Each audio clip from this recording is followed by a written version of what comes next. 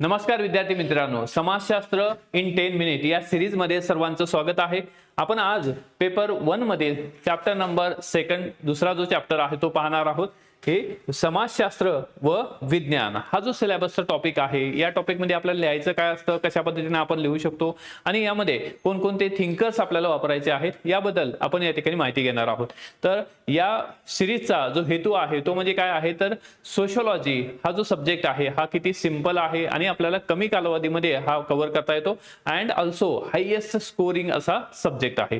तर let's crack MPSC और join sociology किंवा आपल्याला सोशियोलॉजीच्या माध्यमातून राज्यसेवेमध्ये खूप चांगले मार्क आणता येतात। त्यासाठी आपल्याला या सिरीजच्या माध्यमातून एक आढावा यावा यासाठी हा प्रयत्न आहे। यामध्ये समाजशास्त्र व विज्ञान या विषयाला आपण या ठिकाणी सुरुवात करू। सोशियोलॉजी ॲज अ सायन्स, समाजशास्त्र हे काय आहे, विज्ञान आहे। आता यामध्ये आपण समाजशास्त्राचे जनक या ठिकाणी ऑगस्ट कॉम्ट यांना म्हणतो। ऑगस्ट कॉम्ट यांनी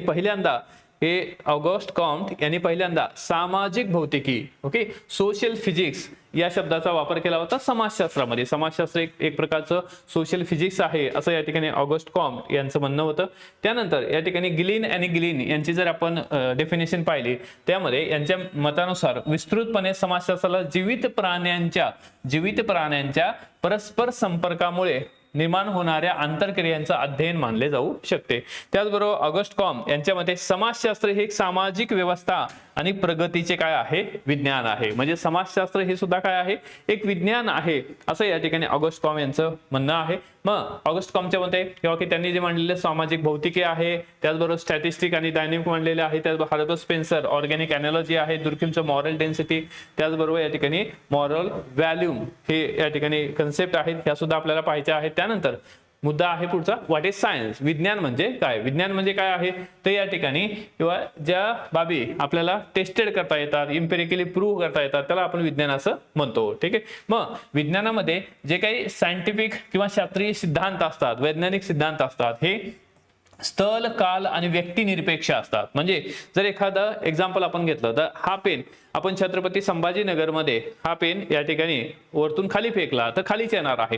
इव्हन या ठिकाणी आपण न्यूयॉर्कचा विचार केला, न्यूयॉर्कमध्ये सुद्धा हा पेन जर किंवा कुठलाही पेन असेल तो जर वरतून खाली फेकला तर खालीच येणार आहे। तर हा काय आहे, गुरुत्वाकर्षणचा नियम आहे। म्हणजे याचा अर्थ काय आहे, तर तो नियम जो आहे स्थल असेल, काळ असेल किंवा व्यक्तिनिरपेक्ष असतात, त्याला या ठिकाणी आपण सायन्स असं म्हणतो। मग सायन्स हे वैज्ञानिक पद्धतीवर आधारित असतं, त्याचबरोबर या ठिकाणी वास्तविक घटनांचे विवेचन केलं जातं आणि सायन्सचे नियम हे जे आहे युनिव्हर्सल असतात किंवा ऑब्जेक्टिव्हिटी वस्तुनिष्ठता त्यामध्ये असते।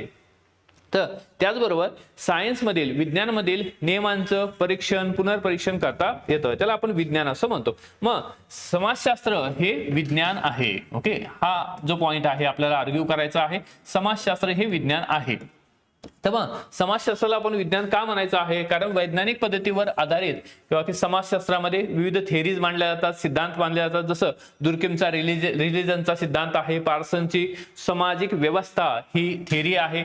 तर हे जे आहे हे सायंटिफिक बेसवर या ठिकाणी ह्या थेरीज तयार केलेल्या आहेत। त्याचबरोबर दुर्किमचं आत्महत्याचा जो सिद्धांत आहे तो युनिव्हर्सल आहे, तर ती जी थेरी आहे सगळीकडे ऍप्लिकेबल आहे। त्याचबरोबर समाजशास्त्रामध्ये सुद्धा काय आहे, वास्तविक घटनांचे विवेचन केलेले असते। त्यामध्ये जसं की sociology mainly the study of what is not what ऑट टू बी, म्हणजे या ठिकाणी समाजशास्त्र काय सांगतं, व्हॉट इज जे आहे, जे समाजामध्ये घडत आहे त्या गोष्टींचं विवेचन समाजशास्त्रामध्ये केलं जातं। त्यामुळं समाजशास्त्राला आपण या ठिकाणी आपण विज्ञान असं मानतो। त्यानंतर पुढे जाऊन या ठिकाणी समाजशास्त्राचे जे नियम आहेत हे सर्वव्यापी असतात, जसं सायन्सचे नियम असतात। म्हणजे जसं आत्महत्याचा सिद्धांत आहे, त्याचबरोबर डिव्हिजन ऑफ लेबर आहे। ओके, तर या ठिकाणी दुर्किमचं डिव्हिजन ऑफ लेबर असेल, ही जे आहे हे जे थेरी आहे ही जगभर सगळीकडे सेम या ठिकाणी आपल्याला त्याचे पॅरामीटर्स दिसतात किंवा ही जी थेरी आहे सगळीकडे अप्लिकेबल आपल्याला दिसते। त्याचबरोबर वस्तुनिष्ठता सुद्धा या ठिकाणी काय यामध्ये आहे, आपल्या समाजशास्त्रामध्ये आहे।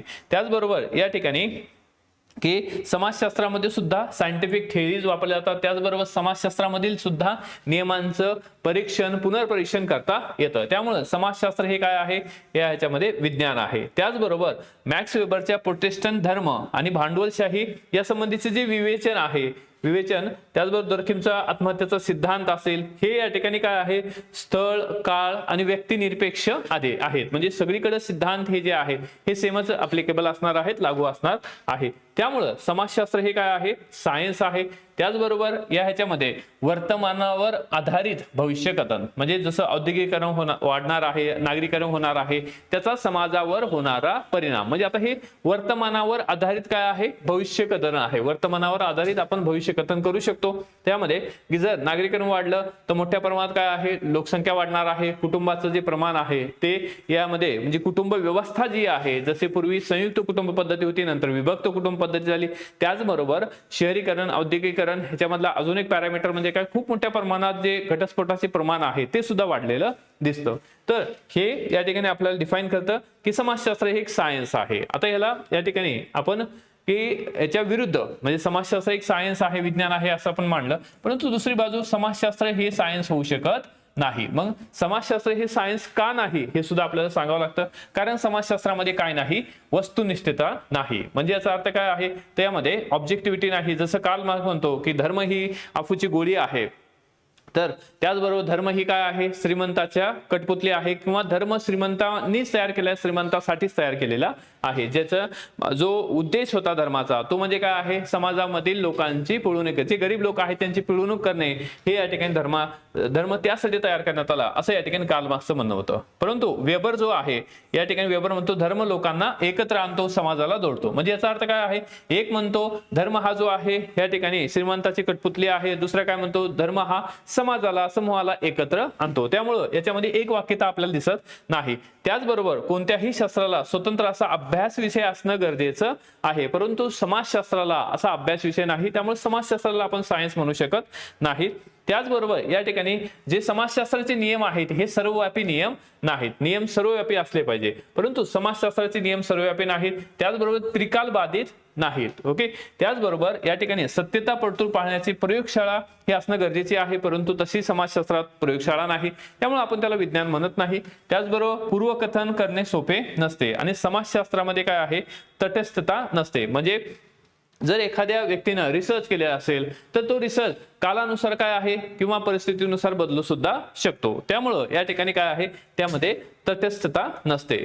तर यामध्ये अशा ज्या बाबी आहेत ह्या काय आहेत, जसं मॅक्स वेबरनं मांडलेल्या बाबी असतील, तर यावरून आपल्याला दिसतं की यामध्ये समाजशास्त्राला काय म्हणू शकत नाही, आपण सायन्स म्हणू शकत नाही. त्याचबरोबर इतरही काही बाबी आहेत. ओके. त्याचबरोबर गॉफमन, एम.एच. मीड आहे. ओके. यांनी सुद्धा या ठिकाणी सोशल फिनॉमिना मांडलेला आहे. त्याचबरोबर समाजशास्त्र हे आता आपण काय म्हणलेलं आहे सुरुवातीला, what is mean by science. Science म्हणजे काय, ऑगस्ट कॉम्ट यांचं कॉन्ट्रीब्युशन. त्यानंतर समाजशास्त्र हे विज्ञान आहे, समाजशास्त्र हे विज्ञान नाही. आणि कन्क्लुजनच्या पार्टमध्ये मग समाजशास्त्र हे विज्ञान आहे तर कशा पद्धतीचं विज्ञान आहे हे मांडणं गरजेचं आहे. मग यामध्ये की समाजशास्त्र व विज्ञान यामध्ये वादविवादामध्ये, विचारवंतामध्ये जे विचारवंत आहे त्यामध्ये वादविवाद आहे आपल्याला दिसून येतो. परंतु समाजशास्त्र हे नेमकं काय आहे, मग समाजशास्त्र हे एक सोशल विज्ञान आहे, त्याला सोशल सायन्स असं आपण म्हणतो. आणि विज्ञान ते प्राकृतिक किंवा नॅचरल सायन्स नाही. नॅचरल सायन्स म्हणजे काय आहे, जी यामध्ये फिजिक्स आहे, केमिस्ट्री आहे, बायोलॉजी, हे या ठिकाणी नॅचरल सायन्स आहे, नैसर्गिक शास्त्र ज्याला म्हणतात. परंतु यामध्ये समाजशास्त्र हे काय आहे, सोशल सायन्स आहे. सायन्स आहे परंतु कसं आहे, सोशल सायन्स ज्याला म्हटलं जातं. त्यानंतर समाजशास्त्र हे काय आहे, कॅटेगोरिकल आहे. ओके. आणि यामध्ये नियनात्मक या ठिकाणी विज्ञान नाही. समाजशास्त्र हे काय आहे, शुद्ध प्युअर असं विज्ञान आहे, अप्लाइड सायन्स नाही. ओके. त्यानंतर समाजशास्त्र हे काय आहे, अमूर्त आहे, अब्स्ट्रॅक्ट विज्ञान आहे, मूर्त विज्ञान नाही. त्याचबरोबर समाजशास्त्र हे काय आहे, सामान्यीकरण आहे, जनरलाइज सायन्स आहे, ते या ठिकाणी पर्टिक्युलराइज विज्ञान नाही.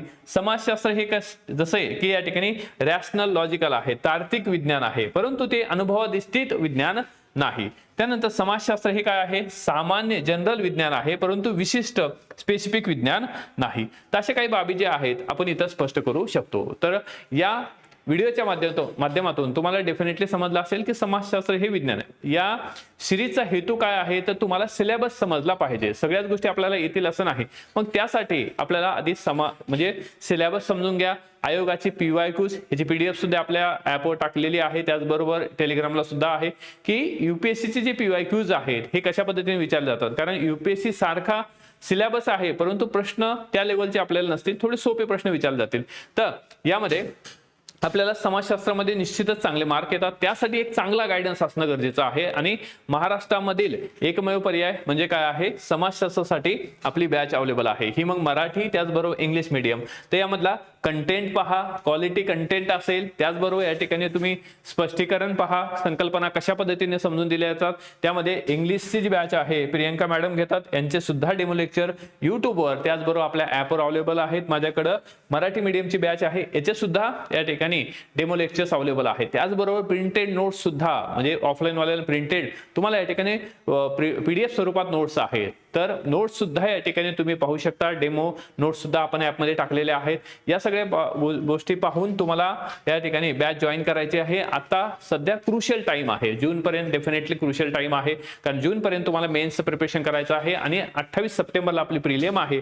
देअरफॉर की आत्ताचा जो टाइम आहे हे 4 महिने तुमच्यासाठी या ठिकाणी किंवा की गेम चेंजर ठरणार आहेत. मग तुम्हाला जर गेम बदलायचा असेल किंवा या ठिकाणी गेम मध्ये जर या ठिकाणी जिंकायचं असेल तर डेफिनेटली काय आहे, तुमचा ऑप्शनल रेडी असणं गरजेचं आहे.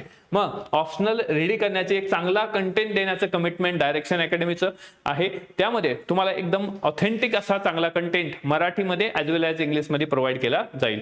त्यासाठी तुम्हाला डायरेक्शन अकॅडमीची बॅच जॉईन करायची आहे. विशेष सवलत आपण याच्यावर ठेवलेली आहे. रेग्युलर युजली या ठिकाणी 15,000 फी आहे, परंतु आपण सध्या 9,999 फी ठेवलेली आहे 27 जानेवारी पर्यंत. त्याचबरोबर इंग्लिश बॅचवर सुद्धा सवलत उपलब्ध आहे. तर यासाठी तुम्हाला डायरेक्शन अकॅडमीचं ॲप डाउनलोड करायचं आहे फॉर ऑनलाईन आणि ऑफलाईनसाठी छत्रपती संभाजीनगरमध्ये आपली मेन ब्रँच आहे, त्या ब्रँचला या ठिकाणी ऑप्शनलची बॅच सुरू आहे. कारण सध्या ऑप्शनल करणं हे अत्यंत गरजेचं आहे. जे मुलं सिन्सिअर आहेत त्यांच्यासाठीच ही आपण व्हिडिओ तयार करत आहोत. तर डेफिनेटली त्यांनी या आपल्या प्रोग्राममध्ये सहभागी व्हायचं आहे. त्यानंतर आपला जो कंटेंट आहे, ऑथेंटिक कंटेंट, नोट्स, ह्या सगळ्या टेलिग्रामवर डायरेक्शन अकॅडमीच्या टेलिग्राम चॅनलवर सुद्धा उपलब्ध आहे. तर तुम्ही एवढं पेशन्सली हा व्हिडिओ ऐकलेला आहे तर मित्रांना सुद्धा शेअर करायला विसरू नका आणि लाईक करा, सबस्क्राईब करा, किंवा तुमचा काही प्रॉब्लेम असेल किंवा या ठिकाणी तुम्हाला काही सुचवायचं असेल तर यामध्ये जो कॉमेंट सेक्शन आहे त्यामध्ये कॉमेंट करायला सुद्धा विसरू नका. थँक्यू, ऑल द बेस्ट, जय हिंद.